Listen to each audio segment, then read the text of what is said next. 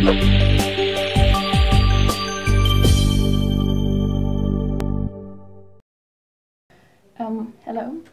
it's nice to have you here.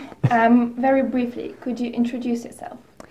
So, my name is Agostinho Moreira de Sousa. I am a Portuguese physician. I am studying currently in Saint Hopkins Bloomberg School of Public Health. I'm doing the Master in Public Health. And I'm also part of the Portuguese Medical Association, the Residents' Council. So it's a long long introduction. And I was once also the president of the International Federation of Medical Students Associations. Okay, thank you very much. So you were president of IFMSA, and why did you decide to run for a president position? And how does this experience affect your life? So I kind of made that decision, not made that decision, but thought about how to be more involved in the organization after the first General Assembly that we briefly discussed before, but I attended that General Assembly in Indonesia back in 2011, and then I knew that I wanted to be more involved in the work of the organization. The time went by. Then I started to work as liaison officer for medical education issues. As more I was getting involved, the more I knew that I could do more for the medical students around the world. And I always had the belief that I should work for other people, and I knew that by working as president I could do more about medical education, about public health, about changing the way that we study, about the way that we work. So in summary it was a long time ago already.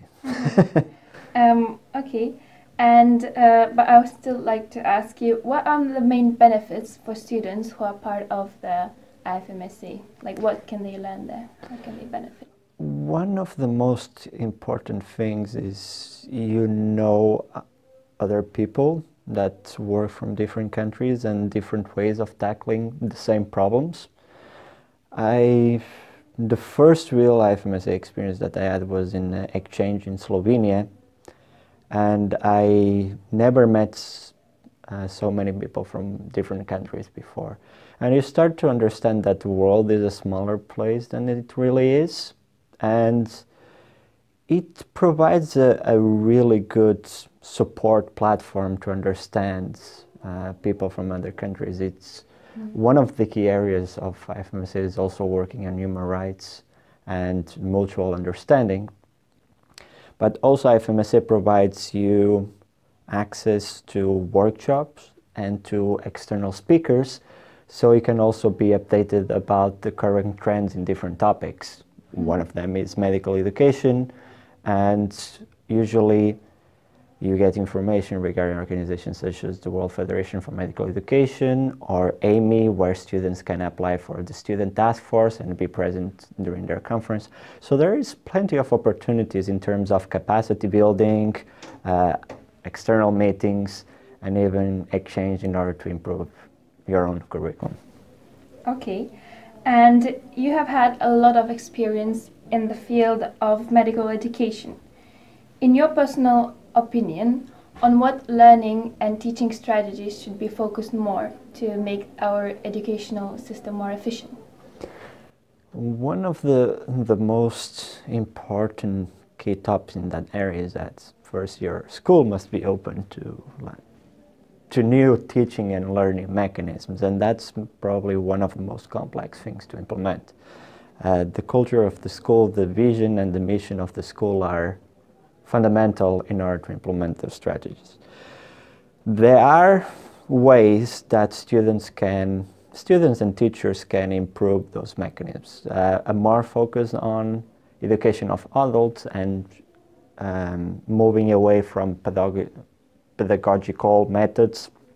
It's a little hard to explain the full concept in this interview, but education should be more focused on the needs of the students, and of course in collaboration with what you should learn in medical school, but maybe more focus on electives. I will not say 100% electives because that will not make sense, but 10 to 15 or 20% electives. If you want to work more in dermatology, maybe you can do more research on that topic. If you want to be a cardiologist, a public health doctor, you can shift the curriculum for what you want to be and not wait for the school to dictate everything that you should do. Other ways, using online platforms for assessment and to add materials. I am glad that I am now in a school that all the presentations are available at least 24 hours before. All the classes are recorded, so if you, for some reason, you skip a class, you have the recording of the class so you can listen to it. I do assessments online. In one of my classes, 80% of the assessment is doing through the website, so I don't need to go to do an exam. So I will not say that there is a perfect solution, a gold standard for everything, but there are plenty of ways to improve the way that you learn and for teachers the way that they teach. And there is a lot, like, it will be summarize the best surgical techniques that you know. I'm not a surgeon, but probably a surgeon will talk for 20, 30 minutes. The same thing happens with medical education. There is so many things going on, so many things that you can get information from. So I advise also to look to websites such as AMI, and there is some scientific magazines, Medical Teacher, for example, where you can be updated about the current trends and what is possible for you to do. Okay, and do you have a vision of what a perfect medical education could be like? Would it be something like what you described, or maybe even better? The vision of for medical education should be something that is adapted to the needs of the population that you want to serve. And the medical education in general should give you the skills and the knowledge to adapt to the challenges that you're facing in the community. Or if it's a global school, the challenges at the global scale. If your school wants to focus more at local level, it should face more the challenges at local level. So the vision will always need to be adapted to the needs of the community you serve. But the principle, the basic principle of the medical education is having a certain number of skills and knowledge and attitudes that will allow you to be a person that understands and cares about the person that you're treating and caring for. Caring is probably one of the most important things that should be learned in medical education, and a lot of times it doesn't really work that way. And I think not probably the vision, because that will take also a lot of time to build up, but I would say that the key thing for a doctor and our education should be based is caring, and caring leads you already a long way. Okay, and can the students themselves contribute towards this positive change? How can they do that, maybe? Everyone can do a positive change. One of the benefits of being a medical student is you are young, and you really, when you enter a new system and you see bad things happening, you are not used to that kind of culture and those kind of behaviors. So you get angry and you get upset with the things that are happening around you. One of the problems is you get older and you get experience and you get used to the environment that you're working, so a lot of things that were making you angry in the past, then you get used to it. So as medical students, you enter, and since you only have 5-6 years, for example, in med school, you really feel the need to do an urgent change because the time really flies by. And if it's not up to you as a student to change a lot of things that impacts you directly, then how can I expect other people that were there before you, that they will do that, or the people that will come after you, they will also do that. One of the things that I always said while I was in my local student union as president is probably the work that I'm doing right now will not be for me, not for the colleagues of my year. It will be for the students that will come after me. In some of the oldest presentations that I gave in topics related with student activism and medical education, I had a list of 10, 12 points of things that I wanted changed in the medical school. I must say that from those 12, almost none of them weren't solved in my year. But I can say that I go back to my school and at least 90% of them are not problems anymore. Okay. So basic things that impacts your daily lives really, really in the deepest level. Like recognition of basic life support, recognition of other classes that you do in other universities, and you will need to wait for 6 months and your life will be stopped for 6 months in those classes. And then right now is automatic recognition. So even the smallest things that you can change can have a deep impact in the life in a lot of students. So students can do a lot, but you also have to think that probably the changes will not be for you and for the people in your year. It will be for future generations. All right. Thank you. And after obtaining a medical degree, you decided to make some changes in terms of your education, and you started studying public health. Why did you make this decision? So I have to go back a long, long time. So before I entered in med school, I wanted to be a cardiologist or cardiosurgeon, something related with the heart. But then I noticed along the way, while I was in med school, that probably that will not be the area that I will focus. And I started to understand that while I was in the student union, because if I really wanted to do a change in my healthcare system and in the communities around me, probably that will not be the profession where I will be happy. And this comes back to personal commitment that I have about the changing because of a lot of things that happen in my past and in the past of my family, like problems with the healthcare system itself. So I saw that if I wanted to do that change, I will need to take a residency in public health. So in terms of public health, you can do a lot. In terms of promotion of health and prevention of disease, epidemiology, but one of the key areas that I'm more interested in is in planning of the healthcare system and the health in general in the population.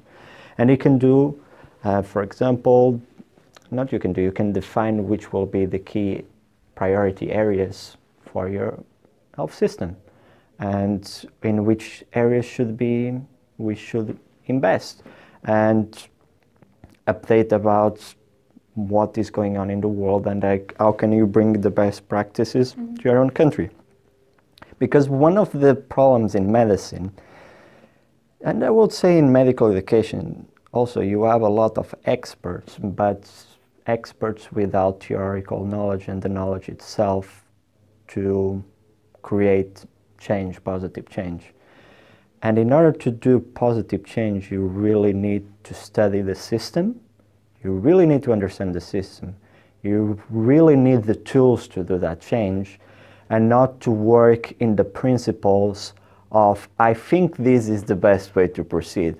I think this is the best documents to read. No, you need proper training, proper education in order really to provide advice to leaders of the community, ministers of health, the prime minister of your country.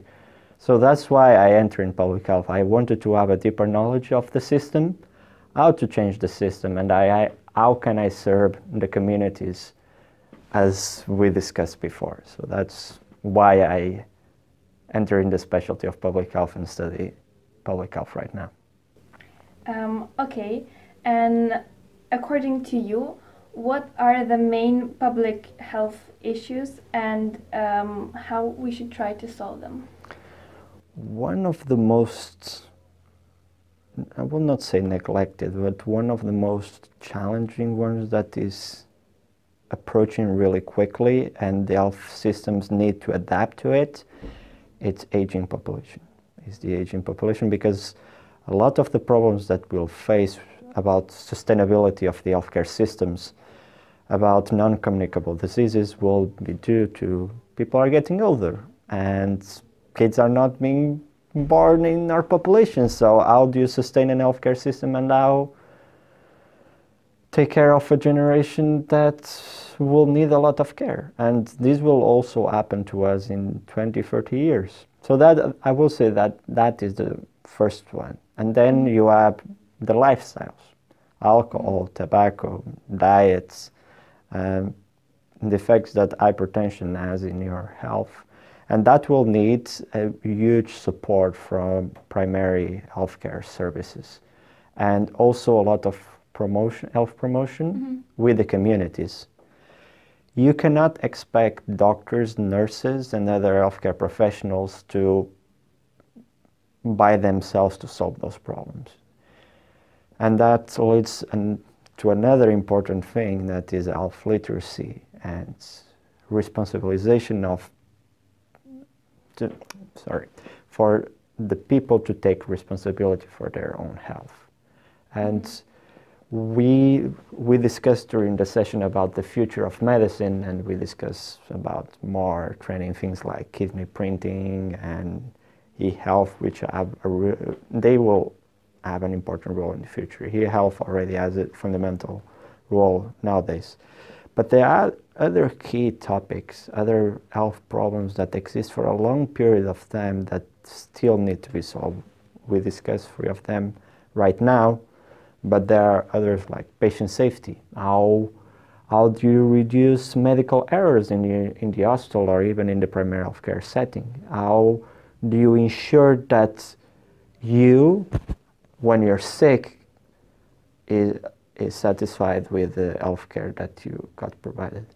There is one thing, you really start to understand the public health problems and the health problems of your country when you get sick, or when a member of your family gets sick. Because when a member of your family gets sick and you really want to provide the best health care to them, then you start to understand you should take care of your health before. Then you go to a ER that is completely full, and then like we shouldn't have come here, probably we should go to a private clinic so you can get care. But then you're already there, and then you go to a ward where there is like 10 people inside, and you see that. So when you feel the problems, then you really understand better the need to solve them. Again, these problems apply maybe in my country, maybe in your country. Different countries have different problems. But as students, medical students, as professionals, you see the problems every day. I will not say the key problems. If you feel that there are some problems that you could do something about it, you should do something about it. So you think that the medical students could try to contribute to this positive change? Yes. As I said before, everyone has a role in this. Medical students also have a role on that. I remember that there were some problems with one of the doctors in the hospital where I study, and there were some problems because the doctor didn't communicate properly with one of the patients, and the students warned the educational board that these were kind of behaviors that they were not comfortable with. And the students also pointed out a lot of things that were not going properly in the hospital. Even a lot of the times, students are seen as a burden in some of the hospitals because the doctor already has so much work to do, and then he or she still needs the time to educate the students. But also, students can be a really good improvement to the hospital itself. That's not strange why a lot of the times hospitals want to receive students. Not only because of the money that they will receive for that, but if you see even in the general population, receiving students is a sign of quality of an hospital. Because then the population understands that the hospital has the quality to educate future doctors, so the doctors that are there must be good. So this is the general message also for the population. It's also a recognition for the doctor that that person has the capacities to educate another student. But once again, as a student, you can also provide some results. One of the things that I saw that was interesting, this is a more specific example, was collaboration on e-health. So we were implementing electronic records, and a lot of doctors that we had in Portugal never worked with a computer before. And they when you put the needle, now you have to work completely with this.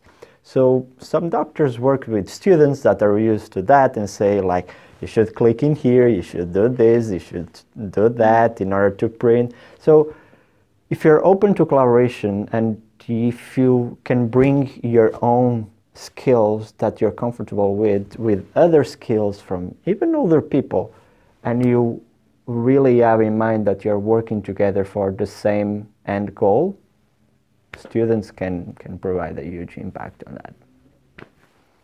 Okay, thank you very much. And just a few more questions. If you could give an advice to a younger yourself when you were still at the medical school, what would it be? Study. I would say study, but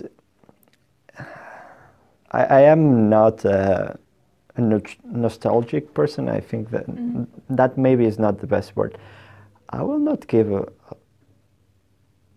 advice because that will make the person that I am today different. If I say that I have regrets a lot of things that I did, but I will not change them anyway, because if I didn't change, if I didn't have that problem in the past, I will not learn with my mistakes. Yeah, that's true. And one of the most important things in learning is failing.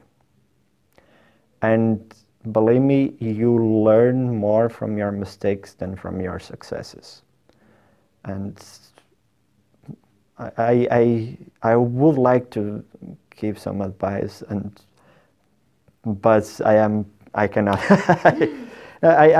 Because even the memories that I have from those moments it's tough. And when you are a medical student, you will go through a lot, and probably you will right now, I should have done the things differently. One of the things that I should have done was to be more involved on all of these earlier.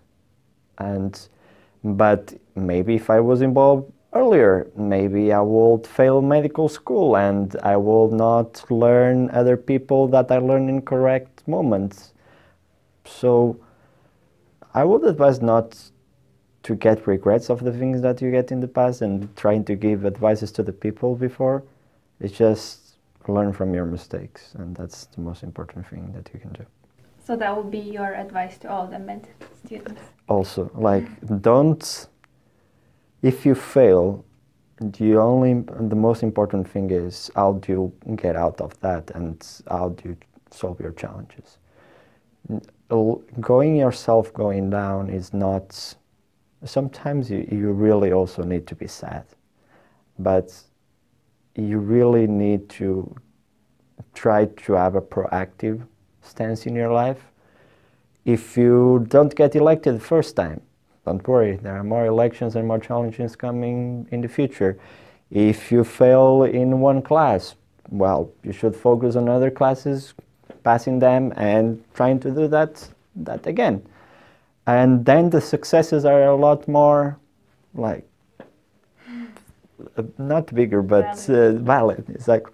And I only failed one class, really failing one class during my med school. That was pharmacology. Oh. And it took me 3 years to do that class. And I will not go to the 6th grade if I didn't finish that class. So in the last opportunity that I had, I managed to pass. I was not important. I remember that moment very well.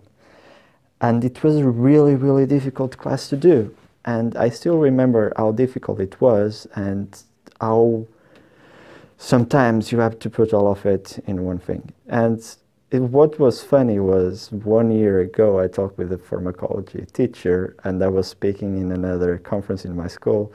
And I was giving that example, and he was in the audience, like, oh. You made my life really hard. And he was laughing. If I say that his assessment methods were the best, not at all. But that gives you the motivation to not do things like that, and to be different, and to improve again. Not for you, but for other people. Okay, thank you very much. Thank you. Nice to have you here. It was a pleasure to be here in Lithuania. And thanks LiMSA for this opportunity. Thank you for coming as well. Thank you.